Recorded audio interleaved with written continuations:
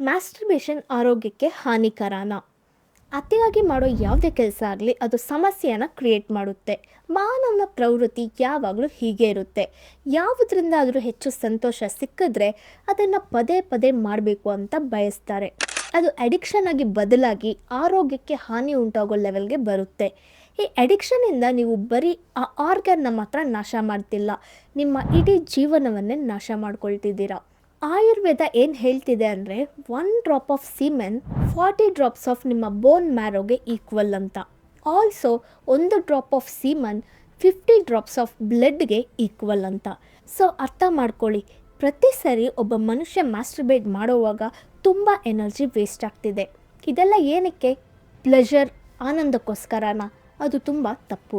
ಹಾಗೆ ಅದು ನ್ಯೂಟ್ರಿಯೆಂಟ್ ಡೆಫಿಷಿಯನ್ಸ್ಗೆ ಕಾರಣ ಆಗುತ್ತೆ, ಹೇರ್ ಲಾಸ್ ಆಗುತ್ತೆ, ಸ್ಕಿನ್ ಡ್ರೈನೆಸ್, ಓಲ್ಡ್ ಏಜ್ನ ಎಲ್ಲ ಸಿಮ್ಟಮ್ಸ್ನೂ ಶುರು ಆಗುತ್ತೆ.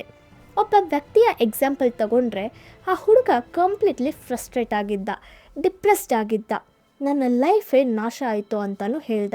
ಅದಕ್ಕೆ ಕಾರಣ ಸಹ ಹೇಳ್ದ. ಅವನು ಪ್ರತಿದಿನ ರಾತ್ರಿ ಮ್ಯಾಸ್ಟರ್ಬೇಟ್ ಮಾಡ್ಕೊಳ್ತಿದ್ದ. ಅವನು ಒಬ್ಬನೇ ಇರೋವಾಗೆಲ್ಲ ನೈಟ್ ಮ್ಯಾಸ್ಟರ್ಬೇಟ್ ಮಾಡ್ಕೊಳ್ತಿದ್ದ. ಅದಿಲ್ಲದೆ ಅವನಿಗೆ ಮಲ್ಗೋಕ್ಕಾಗಲ್ಲ. ಸೊ ಮ್ಯಾಸ್ಟರ್ಬೇಷನ್ ಮೇಲೆ ಇರೋ ಆ ಡಿಪೆಂಡೆನ್ಸಿಯಿಂದ ಅವನ ಲೈಫಲ್ಲಿ ಪ್ರಾಬ್ಲಮ್ ಶುರುವಾಯಿತು. ಅವನು ಅದನ್ನ ಕೆಲವು ವರ್ಷಗಳಿಂದ ಮಾಡ್ತಿದ್ದ.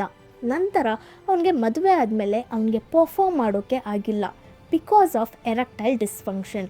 ಅವನು ದುಃಖದಲ್ಲಿದ್ದ, ತನ್ನ ವೈಫ್ ಸಹ ದುಃಖದಲ್ಲಿದ್ದರು. ಅವನಿಗೆ ಮಗು ಮಾಡೋಕ್ಕಾಗಲಿಲ್ಲ. ಅವನಿಗೆ ಎಲ್ಲ ವಿಷಯನೂ ಸಮಸ್ಯೆಯಾಗಿಯೇ ಬದಲಾಯಿತು. ಅವನ ಫ್ಯಾಮಿಲಿಯಲ್ಲಿ ದುಃಖ, ಅವನ ವೈಫ್ ಫ್ಯಾಮಿಲಿಯಲ್ಲಿ ದುಃಖ, ಅವನ ಪ್ರಪಂಚನೇ ದುಃಖದಲ್ಲಿತ್ತು. ಯಾಕೆ? ಯಾಕಂದರೆ ಅತಿಯಾಗಿ ಮಾಡೋ ಕೆಲಸ ಯಾವುದೇ ಆದರೂ ಅದು ಡೇಂಜರಸ್.